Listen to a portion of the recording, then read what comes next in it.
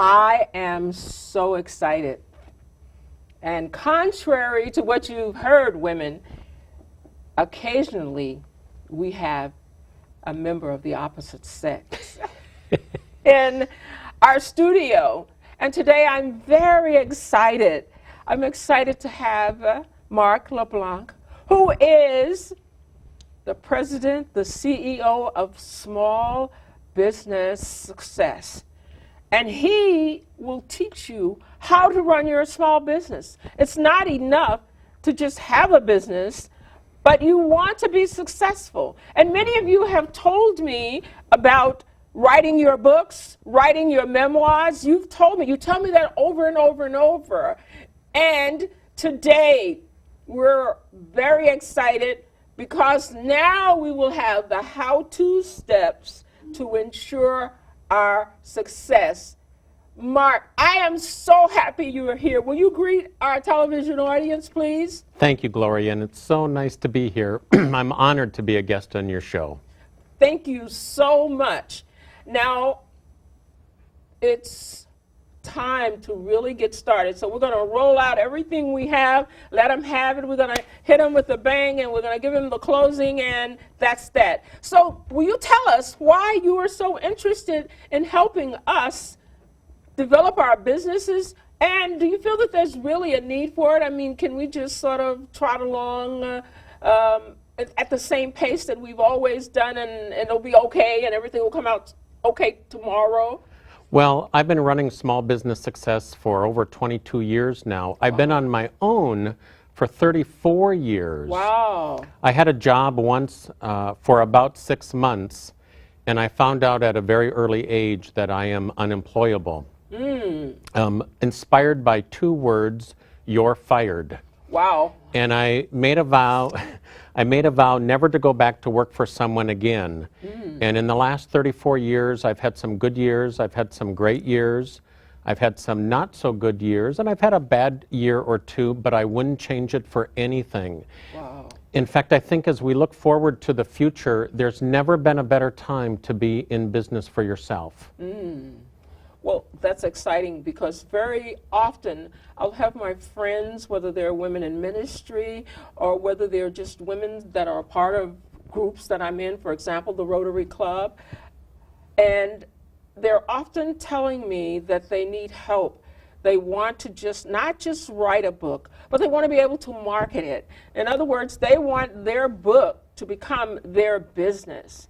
And I know that you're an expert of this. I use the word guru when I refer to you when it comes to a book and a story, or a book and a message, and how to get that book in the hands of more people. You were sharing with me today that at Amazon, only a very small percentage of the books generate high volume, and many people start out with a good idea without taking into consideration its acceptability on the market. So tell us a little bit about that and how that works and how we can improve our visibility and our sales. Well, it is true. There are over 11 million books on Amazon.com, and 10 million of those books never sell more than 250 copies. Wow. in the life of the book. And since I've been running Small Business Success, and of course I started my company in 1992, and after about 6 or 7 years of speaking on business and coaching others on how to start and grow their business, of course everyone said to me, "Mark, you're a pretty smart guy, you should write your own book." And writing your own book is one of the 5 most common New Year's resolutions. Wow. And I didn't know that. many people have a book inside of them. And to your question about marketing a book, too many people are worried about marketing the book before the book even comes out. What people need to understand is that the book is not the finish line. The book is really the starting line. And the problem with most want-to-be authors is they write the wrong book. Oh, tell me about that. Well, a lot of people come to me and they say, "Well, Mark, I'm passionate about this, or I'm passionate about that. And I'll ask them what specifically they are doing to advance that passion. And they're not doing anything. They'll tell me they have a job or they have their family, and we all have responsibilities and obligations and commitments, both personal and professional. But it really starts with what is the message inside of you that you are incredibly passionate about. And people either publish the wrong book, or they often publish the right book with the wrong title. Wow. Or the wrong structure to the book. And then it never quite gets the momentum out in the marketplace. Because a lot of people want to publish a book because they think that they're going to be discovered.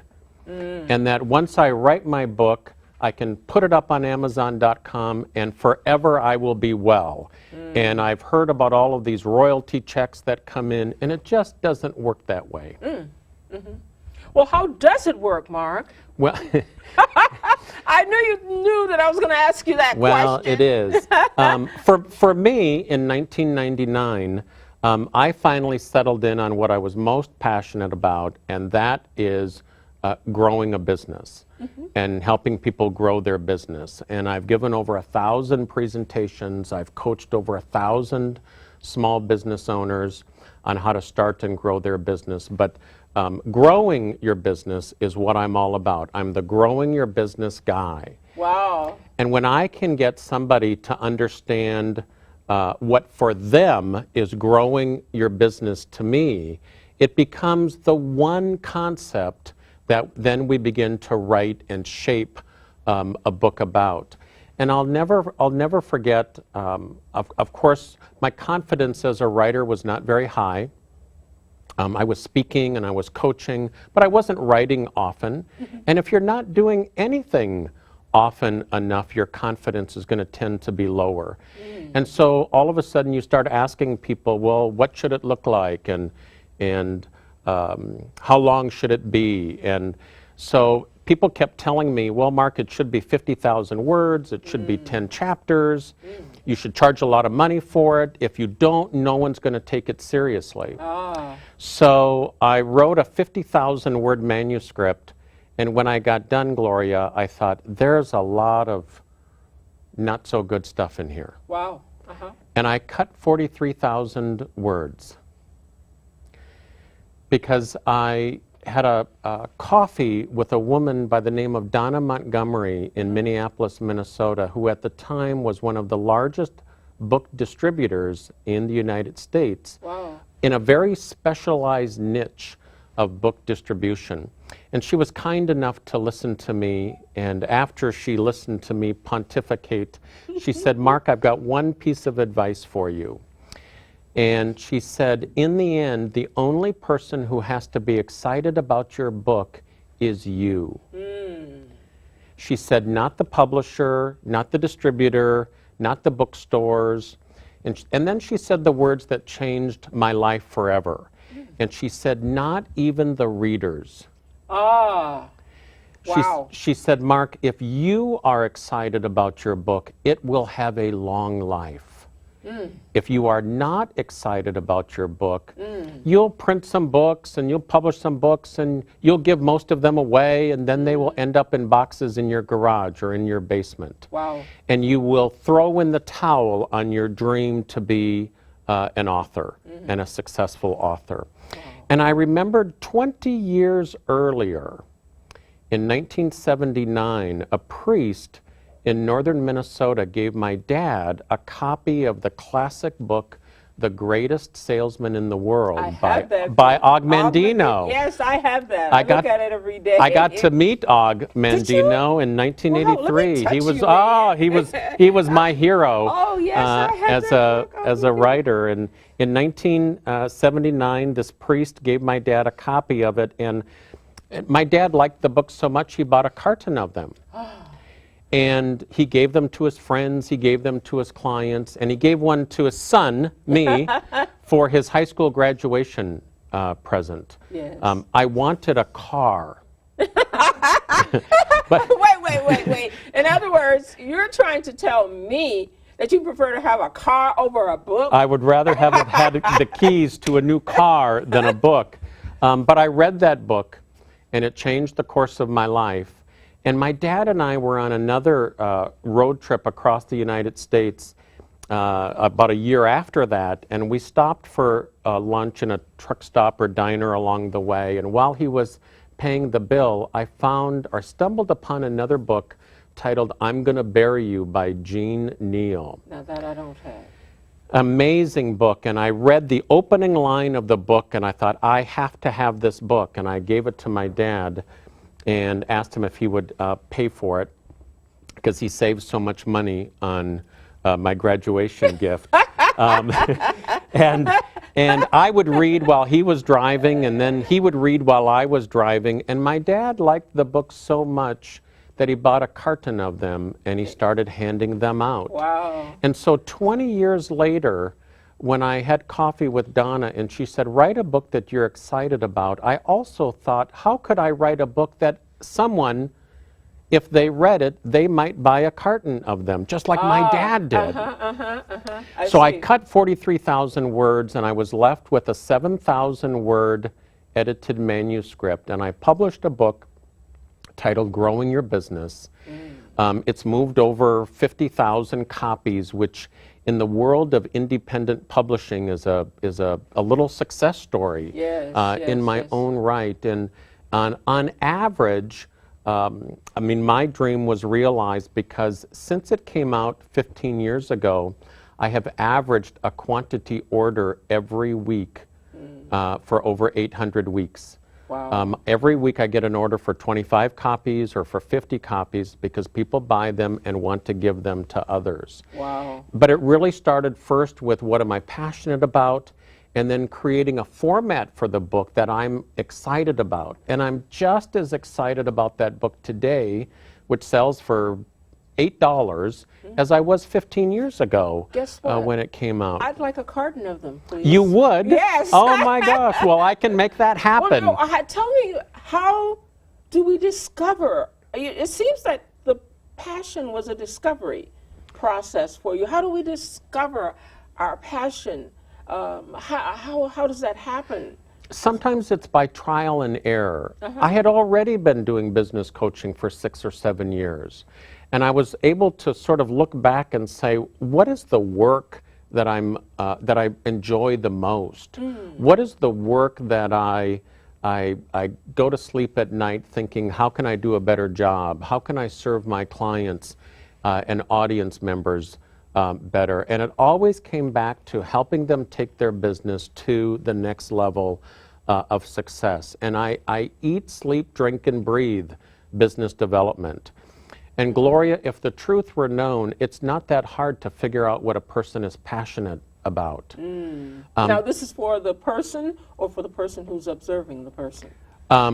Even the person who is trying to discover it, they often know what it is, but they don't have the courage to claim it. Courage to claim. Maya Angelou says that courage is most important of It's all very things. important. And our intuition always knows. Our intuition always knows, but sometimes we want to chase what we think the marketplace wants to read, or we take some steps into what others tell us we should do, rather than trusting our own gut or trusting our own intuition about what matters most to us. Most people are interested in something, they're not passionate about it. Because if they're not actively engaged in moving that ball forward, even if it's on a part-time basis, you don't have to quit your job always and go for it, although I want people to be fully engaged and full-time in their business, but people can start right where they're at. Now, I know that you're in New York for a couple of days, and I kidnapped you. And you did. You did. I literally kidnapped you stalked you me and swept you up off of the Yes. streets of Manhattan, and here you are. But I want you to tell us about the workshop, because my husband and I will be taking that workshop tomorrow. Yes. Could you tell me a little bit about that and how that will help us to grow our small business? Well, my company, Small Business Success, is headquartered out of Minneapolis, Minnesota, but I'm also the chairman of Indie Books International, a publishing company out of Southern California. And my business partner, Henry DeVries, Yes. and I are in New York City. We put on these seminars called the Marketing with a Book and Speech Summit. And we've done nearly 40 of these seminars around the country because we are passionate about helping people prepare and publish and promote their own books. We believe that for any person in business or any professional in business, having their own book is the absolute best marketing tool that they can have. There's a lot of power in being the author of a book on what drives you in helping people on a daily basis. Henry is the marketing with a book guy. I'm the marketing with a speech guy. I'm a past president of the National Speakers Association, thank you, headquartered out of Tempe, Arizona. And I've given over 1,000 presentations, and I have spoken for no charge twice a month, every 30 days since 1994. Wow. And we're here in New York City, and as always, we don't charge for our seminars, nor do we sell anything What price at could our you, seminars. What price could you, I mean, how much would it be? There's no one rich enough to pay for the value that you're giving. Well, thank you. That's very kind of you, and that's what we believe. And of course, people don't believe us. They think that we're going to get them in a room and tease them and try to sell them something at the end. And our belief or our philosophy is people don't know who to trust these days. That's true. Everybody is trying to sell you something. Yes. And candidly, we don't care if somebody works with us or not. We are here at our own expense. We travel here, we rent the room, we put on the seminar, we give, and we don't put people on a mailing list and we don't bombard them until they buy.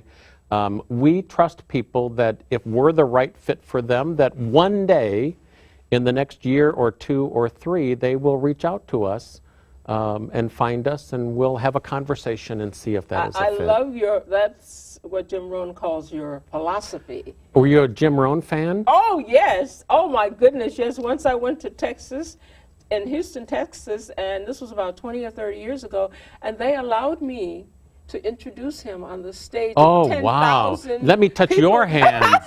Oh, my gosh. Jim Rohn Yes, was a Jim hero Rohn. of mine. Oh, absolutely. And he passed away a couple of years ago. Yes, he did, but he did his work. But one of the wisest speakers and authors. Absolutely. Wisdom, every word was wisdom. Well, now I know another reason why I like you. Oh, I like you also, but Jim Rohn, he came to me at a time when my mother was ill and one of my young nephews came to help us with everything, and he bought this book and he started telling us about Jim Rohn.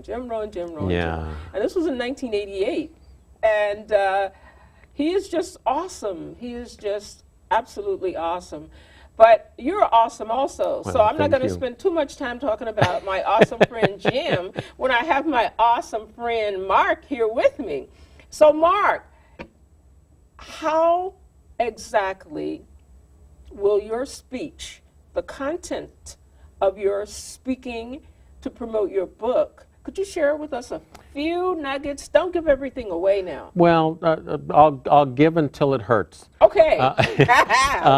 Well, we believe that nothing works better than a book and a presentation by the same title. My book is titled Growing Your Business, and I speak on growing your business. So for people who want to speak or train or teach or preach or educate or facilitate, that a book and a speech, if you're a consultant, if you're a coach of any kind, publishing a book is second to none from a marketing perspective. Wow.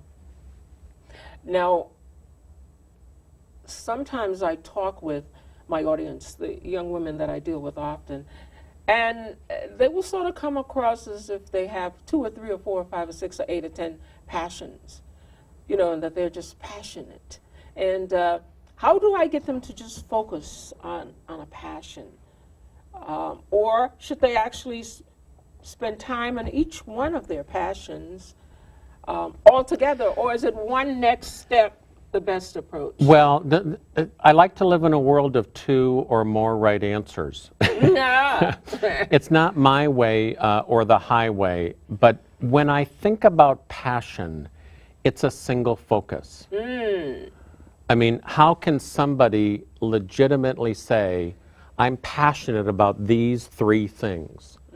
One is always going to be your primary passion. Yes, you can, you know, enjoy the second or the third, but passion is about a single thing. It's about a single concept, and you might deliver that concept in a book, a speech, a service, a program, but what is the one thing that you are most excited about? Because it's hard.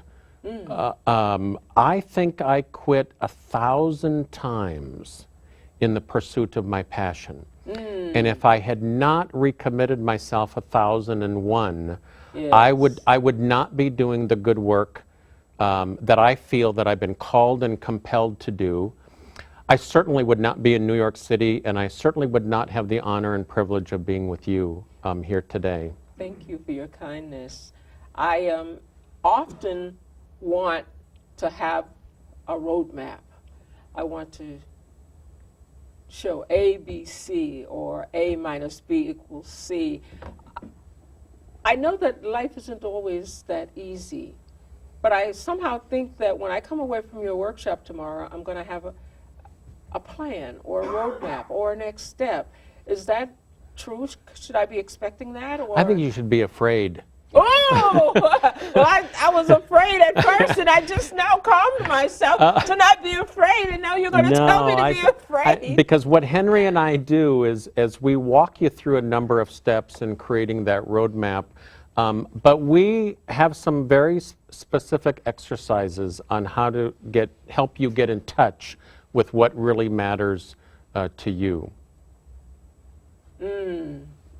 Well, I think you've said something very important, and that is that we know our passions.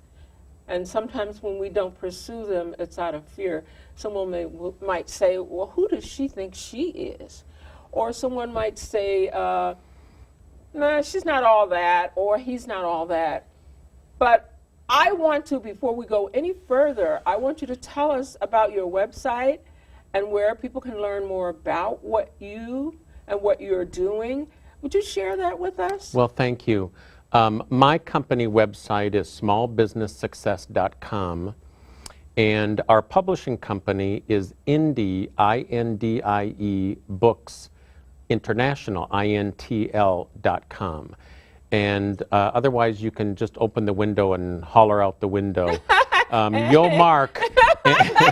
And all, you know, country, right? We're not that hard to find. As my dad would say, just look it up on the Google. On the Google. Well, we're happy that you're here, and of course, we're going to display your information on our website. Great, thank you. And we're at drglorianixonpone.com, or my proud sponsor is my husband, and that's poneinspirations.com. And he's the tall, dark, handsome guy that lights my light and my life. So I'm so happy to see him. And today you met him, and I so did. I'm happy to have seen him and to have met him. And we've had an interesting journey for the last 25 years. Wow. And so he happily agrees to being the sponsor. So I appreciate him. I appreciate you for being here. Now, the thing I told you when we got started is that it was going to go very fast. Do you remember I told you that? You did. Well, you know, I have a saying about time. And I say time flies when you're having fun and when you're not. I'm just glad this is a time that we've had fun, and I've enjoyed hearing from you. I will learn more about the seminar tomorrow because I'm really interested. We're retired. He's a retired doctor. I'm a retired doctor. And we're both retired. And we want to reinvent ourselves. And we want to become teenagers again. So I think that we'll become new in the new things that we seek out and continuing to help others, because that is our goal. You may be retired, but you're not tired. Not yet, no. And we're going to get you refired. Yes, yes. I'm fired up and ready to go. So are there any parting words that you'd like to share with our Women's TV audience? Get out of your own way. Get connected to what matters. And raise your hand and reach out for some help, because no one accomplishes anything great alone. Wow, awesome words. Awesome. I'm going to remember that. I really am. So, to the Women and Women's TV audience, we say here at Women's Television, it's the place where we seek out good women doing great things. Mark, I'm not going to ask you to put on a skirt, okay? I'm glad I'm one of the few men that made it into the studio. So, peace be with you all. You are awesome. I love you, and I look forward to seeing you on our next show.